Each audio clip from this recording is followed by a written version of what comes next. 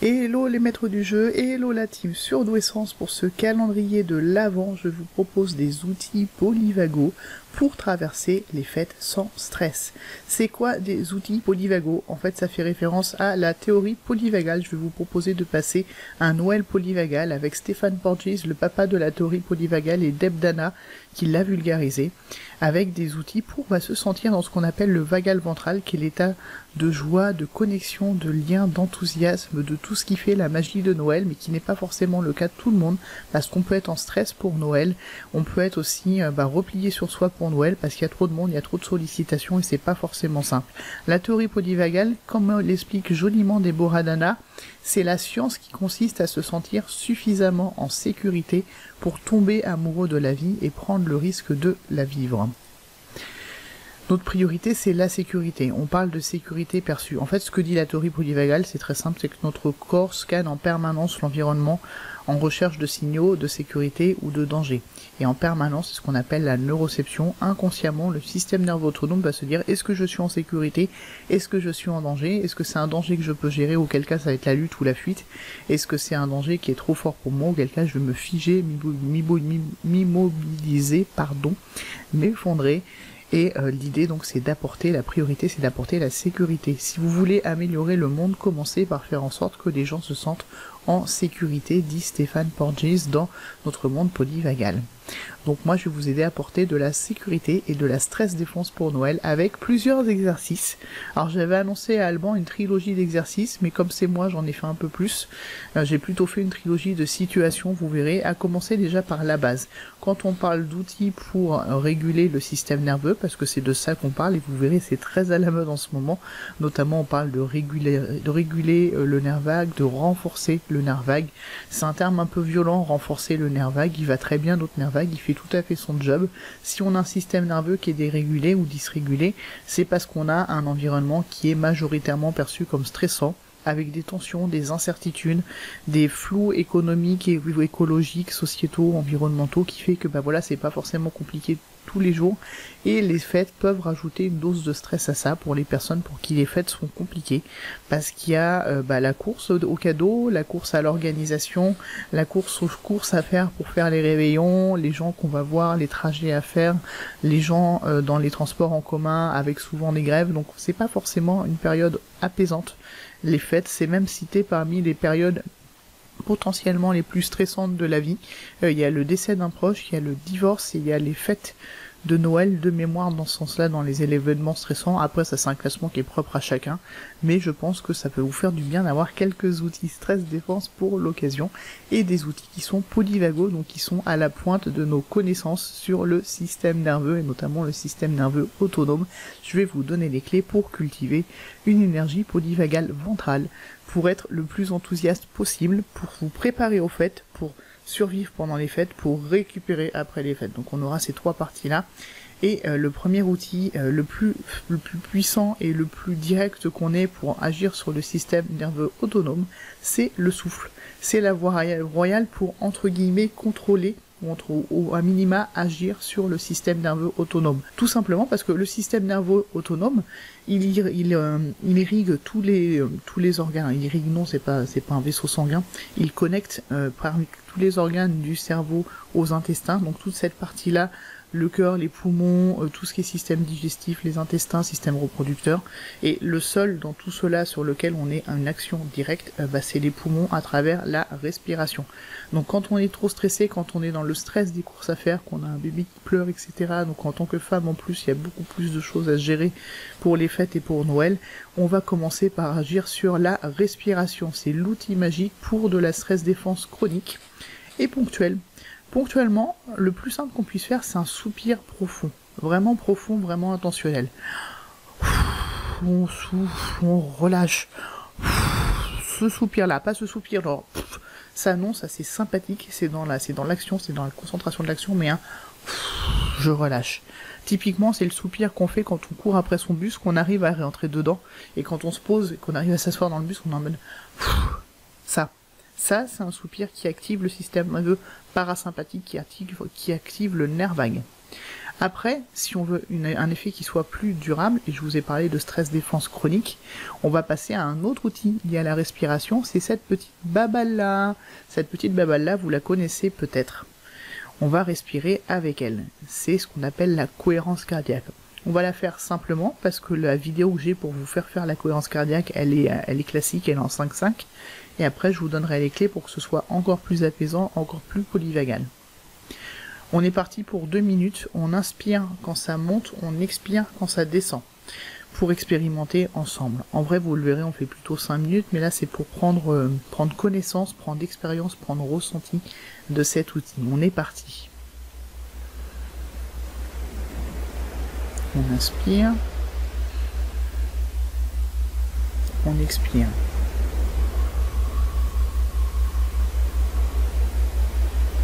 On inspire, on expire.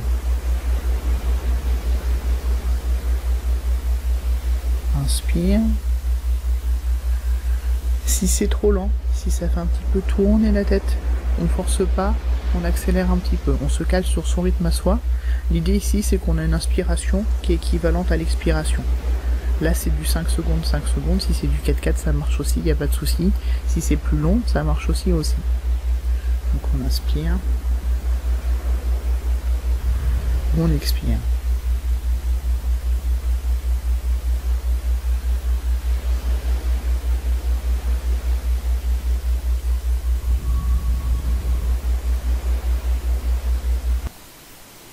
Voilà, donc là on a juste fait 2 minutes. Ce qu'il faut savoir, le moyen mémotechnique sur la cohérence cardiaque, c'est 365, 3 fois par jour, 6 respirations par minute pendant 5 minutes. Pourquoi pendant 5 minutes? Parce que 5 minutes, s'il n'y a pas d'autre stress, ça fait effet pendant 4 heures. Et quand on fait ça 3 fois par jour pendant 4 heures, ça couvre la journée. Typiquement, moi je le fais au réveil, au début de ma journée, je le fais après manger, et je le fais au moment de me coucher, ce qui fait qu'il y a plus de 4 heures, je pourrais en faire un en fin d'après-midi par exemple, mais je le fais au moment de me coucher pour m'aider à m'endormir. Ça c'est la cohérence cardiaque classique, le power de la respiration. Quand on veut une respiration polyvagale, c'est pas exactement ça. Donc la respiration, c'est ce que je vous disais, c'est la porte d'entrée vers l'harmonie intérieure et vers notre rythme cardiaque, parce que notre rythme d'inspiration et d'expiration va influencer notre fréquence cardiaque. Pourquoi on parle de cohérence cardiaque? C'est parce que par la respiration, on va harmoniser, équilibrer le fonctionnement du cœur, mais du corps aussi. Le lapsus est intéressant. Une cohérence cardiaque pour aller plus vers le vagal ventral, donc plus vers le système parasympathique qui est celui de l'apaisement par rapport au système sympathique qui est celui de l'action. On va en fait expirer plus longtemps. Pour faciliter l'apaisement et le vagal ventral, on va inspirer sur 4 temps et expirer sur 6 temps.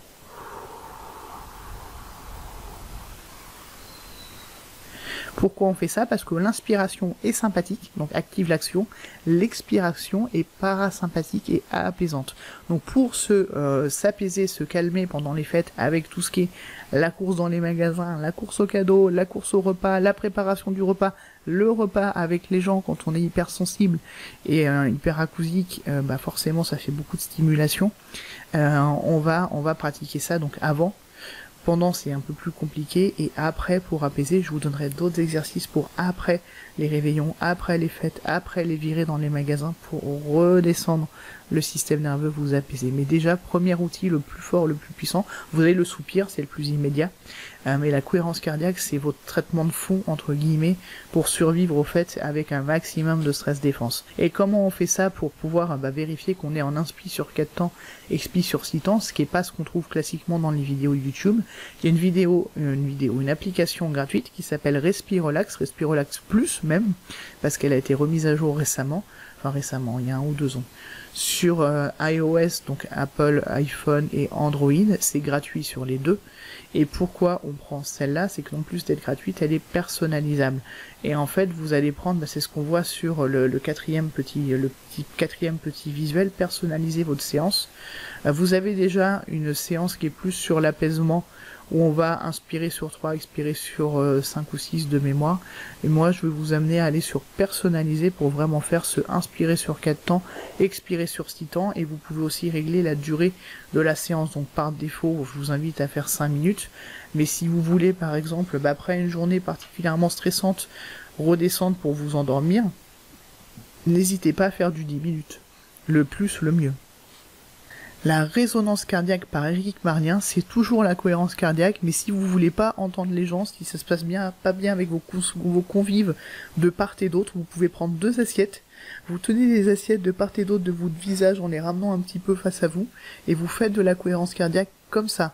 Et en fait, pourquoi? Parce que le souffle va tourner entre les assiettes et va aller stimuler au niveau de l'oreille. Et en fait, au niveau de l'oreille, on peut stimuler directement le nerf vague et le système parasympathique. Donc en fait, c'est le souffle qui va entretenir une action apaisante en jouant pas que sur le nerf vague, parce que la théorie polyvagale, ce n'est pas que le nerf vague, c'est aussi le système d'engagement social, avec les muscles des yeux, des oreilles et de la prosodie, donc de l'intonation quand on articule, quand on parle. Et en fait, quand on place des assiettes en faisant la cohérence cardiaque, une astuce d'Éric Marlien que j'avais interviewé et qui nous avait partagé cet exercice à l'occasion de l'interview, ça permet de faire circuler et de stimuler le nerf vague. D'ailleurs, on peut aussi se stimuler le nerf vague au niveau de l'oreille, sur la partie là, la grosse partie un peu plate, pas les protubérances, juste la partie plate. On stimule, on masse comme ça, et là c'est principalement des terminaisons du nerf vague. Donc ça c'est quelque chose qu'on peut faire discrètement en se tournant d'un côté ou aux toilettes. J'ai pas prévu de vous le donner celui-là, mais masser à l'intérieur de l'oreille, ça stimule le nerf vague. Les classiques de la TPV, alors classiques pour les personnes qui explorent la théorie polyvagale, c'est pas forcément des mouvements que vous avez déjà vus, mais je voulais vous les partager parce que dès qu'on parle théorie polyvagale, on va avoir des mouvements connus pour induire le vagal ventral, et notamment le mouvement de base. Donc ça, sur toutes les vidéos sur le nerf vague, normalement vous l'avez vu, mais je vous le refais pour les personnes qui n'auraient pas exploré le sujet, parce que ça marche très très bien. Le mouvement de base de Stanley Rosenberg, on croise ses mains derrière la tête. Donc on croise comme ça, derrière la tête, et sans bouger la tête, sans tourner la tête, on va amener les yeux d'un côté puis de l'autre. Donc on amène les yeux, mettons sur la droite ou sur la gauche de votre choix, juste les yeux sans bouger la tête, et on maintient le regard sur le côté, jusqu'à sentir un relâchement, un apaisement. Les épaules qui tombent, un bâillement, une envie de relâcher la mâchoire, quelque chose qui relâche. Un soupir, moi je sens que je suis en train de soupirer.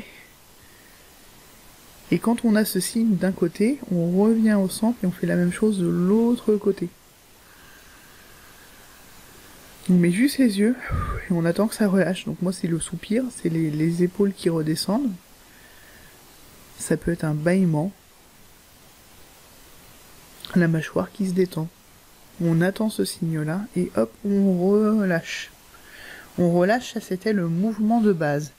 À partir de là, on va faire un qui est similaire, c'est l'orientation. L'orientation, c'est quelque chose que les animaux font en permanence pour vérifier qu'ils sont en sécurité. Qu'est-ce qu'ils vont faire? C'est qu'ils vont regarder autour d'eux ce qui se passe, est-ce qu'il y a des dangers ou pas.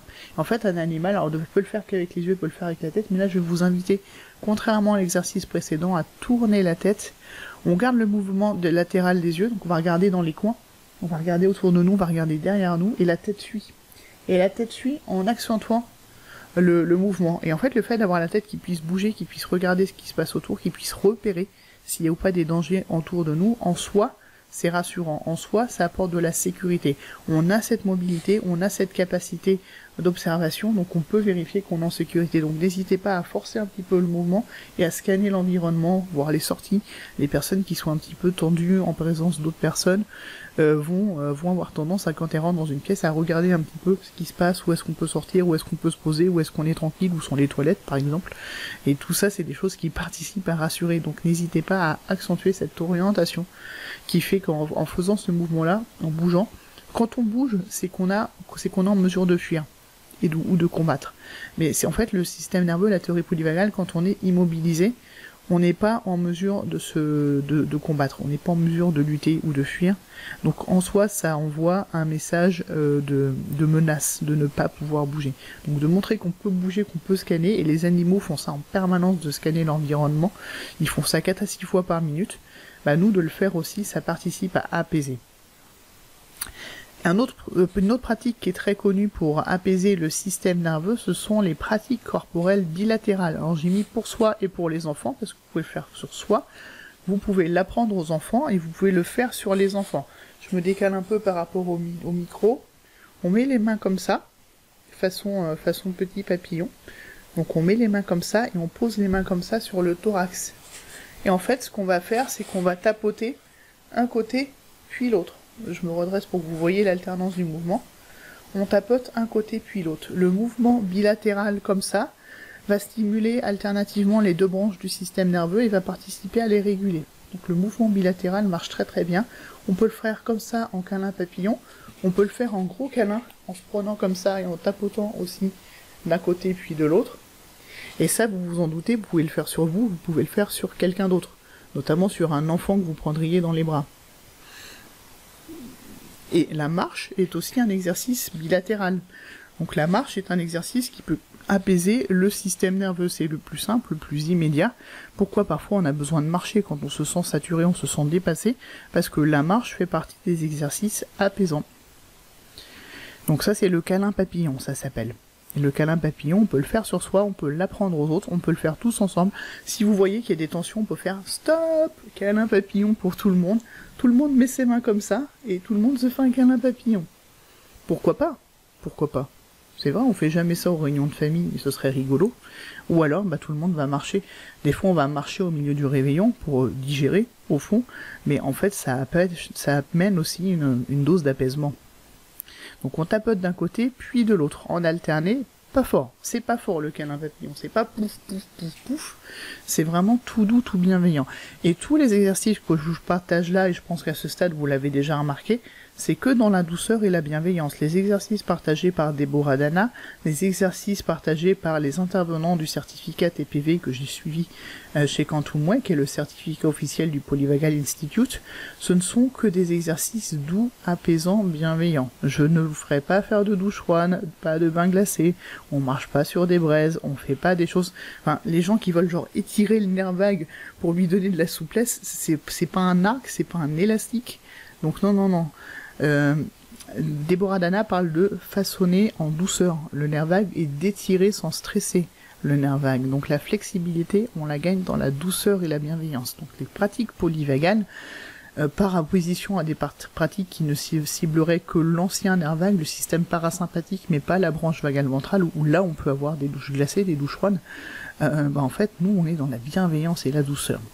Et pour les fêtes, c'est bien la bienveillance et la douceur. Et justement, objectif réconfort. Donc là, je vous ai donné les mouvements les plus classiques. Comme ça, vous avez vraiment le trio le plus connu d'exercices pour réguler le nerf vague.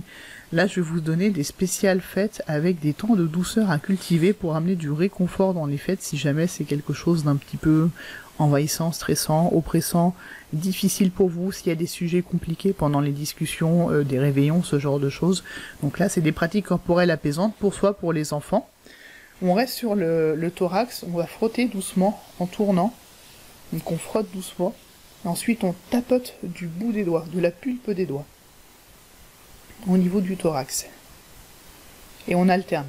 Alors, faute de mieux, je l'ai appelé frotte-frotte, tap-tap. Parce qu'on frotte-frotte et on tape-tape.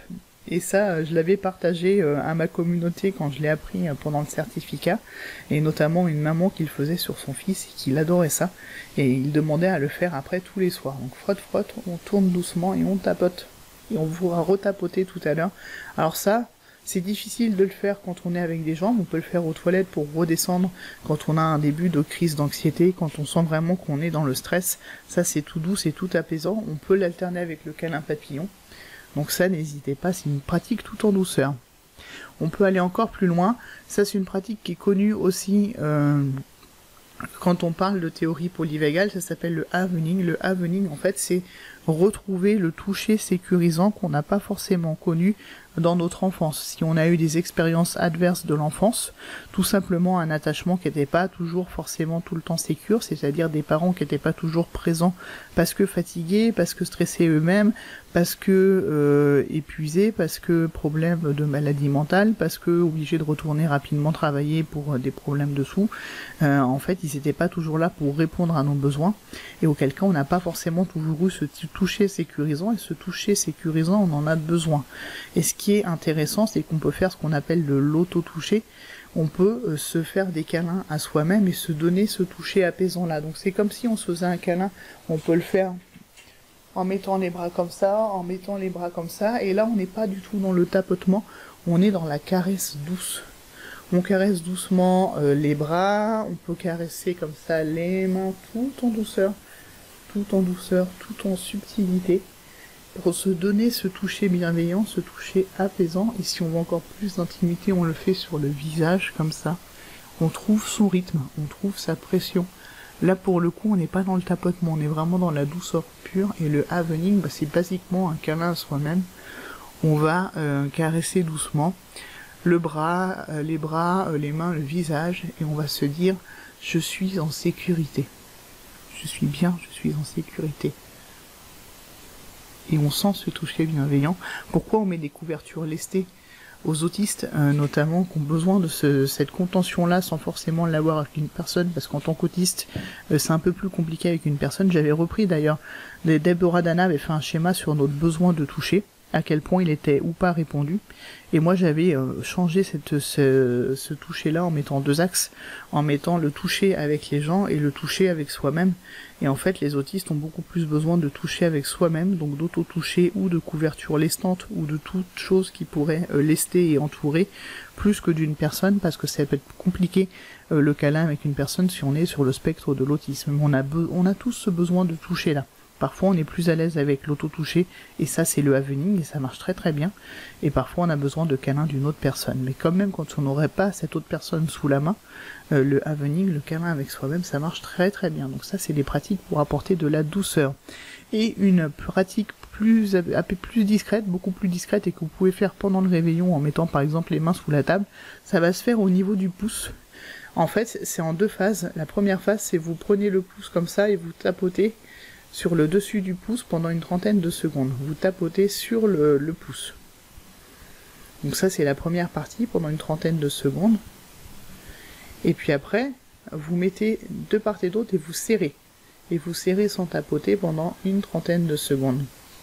Et ça aussi, ça participe à apaiser le système nerveux et à renforcer le système nerveux parasympathique. Donc ça fait partie des petits mouvements discrets apaisants. Et les mouvements de tapotement, ça va sur les points d'acupressure, et en fait c'est des points qui sont choisis spécifiquement pour leur effet apaisant. Et on finira, vous verrez, ces pratiques stress défense pour les fêtes avec une technique de tapping qui est vraiment très puissante, qui me permet moi de redescendre et de m'endormir quand je fais des soirées qui sont trop intenses intellectuellement, quand je travaille sur mes projets effervescents, ou alors après un réveillon, après une soirée chargée, un concert, ça permet de redescendre. Donc ça c'est le pouce. On tapote le dessus et on appuie sur les côtés. Ensuite, mission récupération, dernière partie, pour se remettre après les fêtes, mais pas que.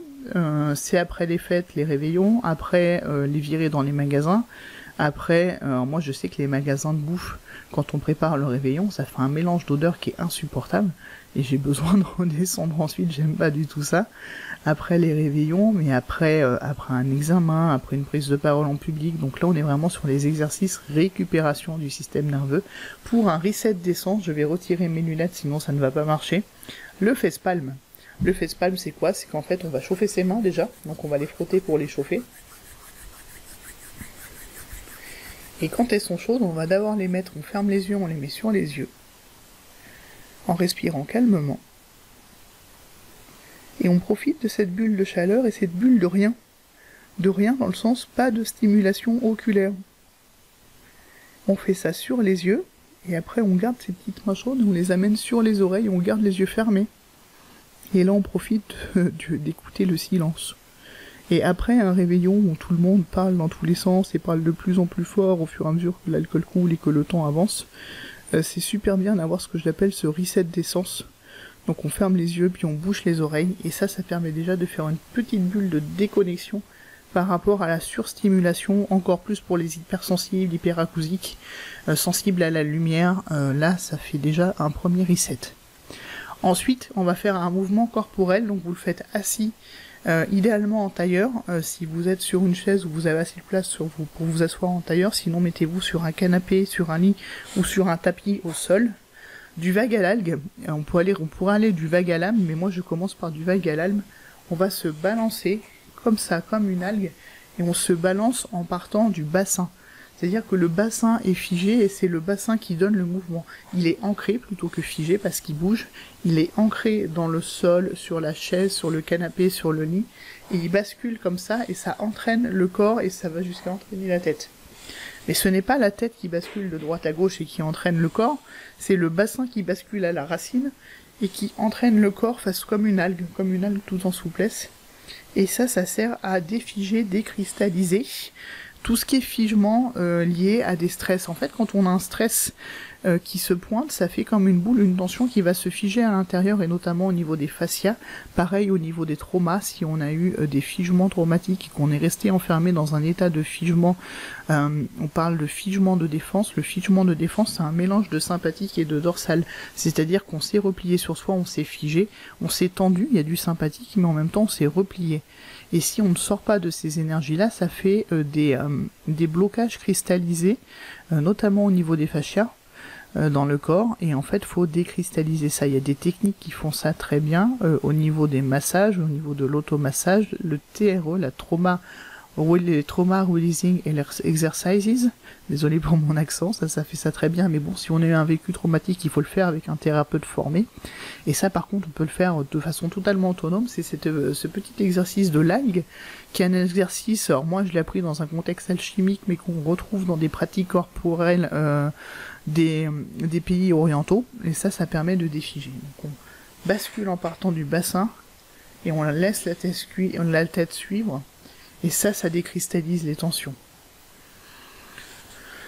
C'est pas le câlin papillon, c'est du vague à l'âme, excusez-moi, je n'ai pas mis la bonne définition, ça arrive, fait mieux que parfait. Et la séquence apaisante ultime, donc la dernière technique de tapping que je vais vous présenter aujourd'hui, que vous pouvez faire avant pour vous préparer au réveillon, à la réunion, à la sortie, après pour vous redescendre, après la sortie, la réunion, la fête, le réveillon et puis les vacances, parce que faut être honnête, les vacances de Noël, si en plus on doit parcourir la France, c'est pas les plus apaisantes. Donc pour vous aider à redescendre, ça s'appelle la TTT ou Trauma Tapping Technique. Là aussi, ça aide à défiger les états subis. Il y a des petites fiches récap comme ça.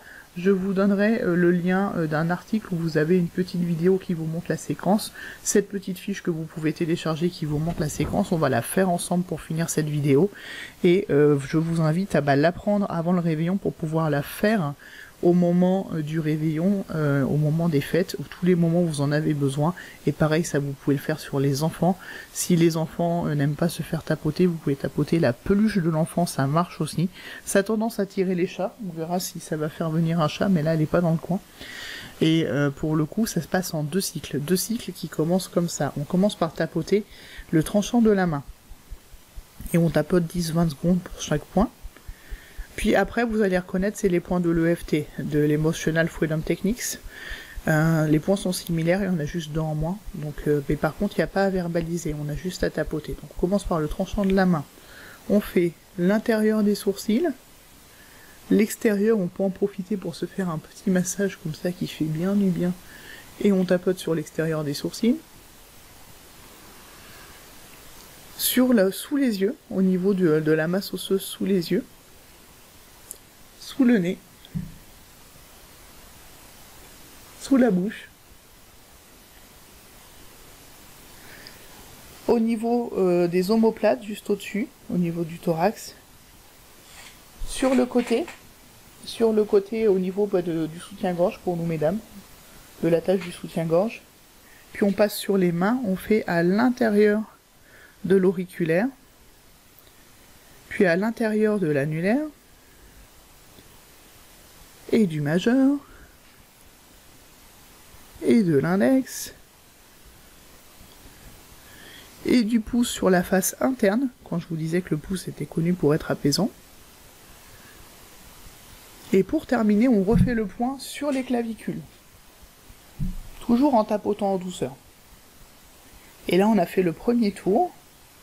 On relâche. On prend le temps de respirer et de soupirer. De s'étirer si on veut.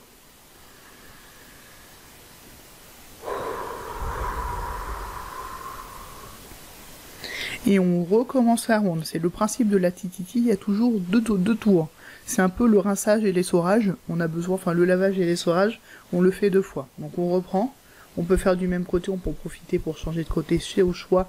Ça n'a pas d'importance. On commence par le tranchant de la main. Pendant quelques secondes. Puis on fait la base intérieure des sourcils. On fait le petit massage qui va bien pour aller à l'extérieur des sourcils.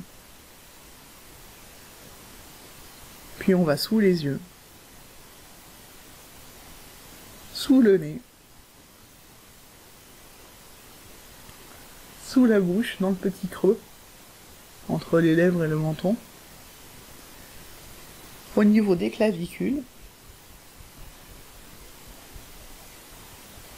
Sous le bras, au niveau de l'attache du soutien-gorge pour vous, mesdames. Enfin, de la bretelle. Les doigts, un par un, en commençant par l'auriculaire. Puis on remonte, annulaire. Avec ma bague de chat. L'index, le majeur. Oh là là. Oups. L'index. L'intérieur du pouce. On reprend les clavicules. Et on relâche, et on respire, et on soupire, et on s'étire. Et quand on est couché, on s'endort. Mais ça marche très très bien. Ça marche vraiment très très bien. On peut refaire des tours si on a besoin, mais normalement, vous le verrez, ces 2 tours-là sont déjà très très apaisant.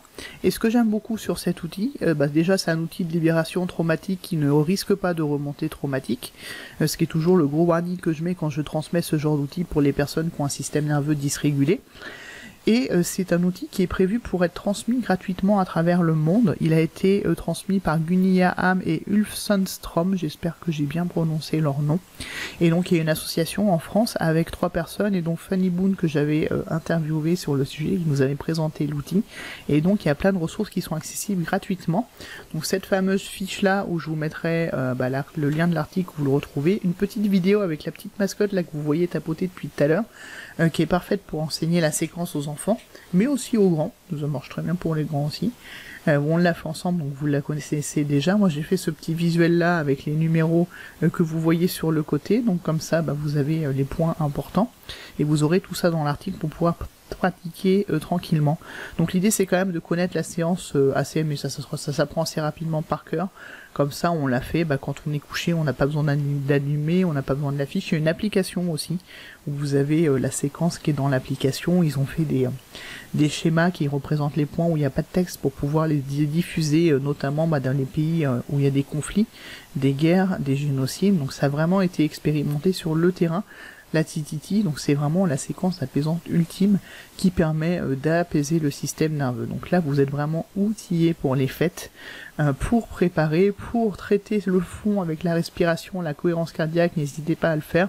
Téléchargez l'application Respirolax Plus, paramétrez votre respiration personnalisée, on inspire sur 4, on expire sur 6, et au fil de la vidéo, donc on a testé plusieurs outils ensemble, ceux qui vous ont le plus plu, ceux qui vous ont le plus apaisé, gardez-les dans votre boîte à outils pour pouvoir passer des fêtes sereines, à faire sur soi et sur les enfants, oui pour la tititi je l'ai dit.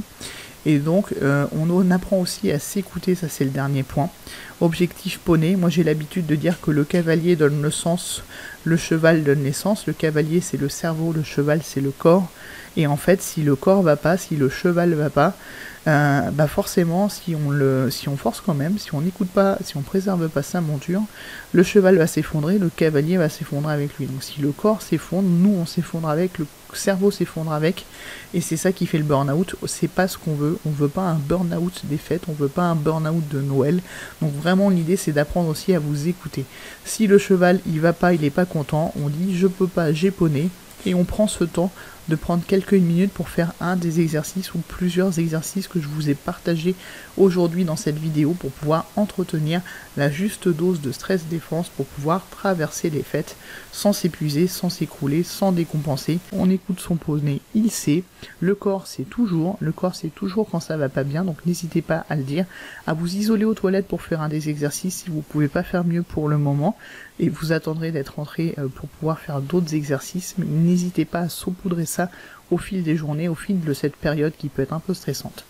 Bonne fête de fin d'année à toutes et tous, et surtout, prenez soin de vous.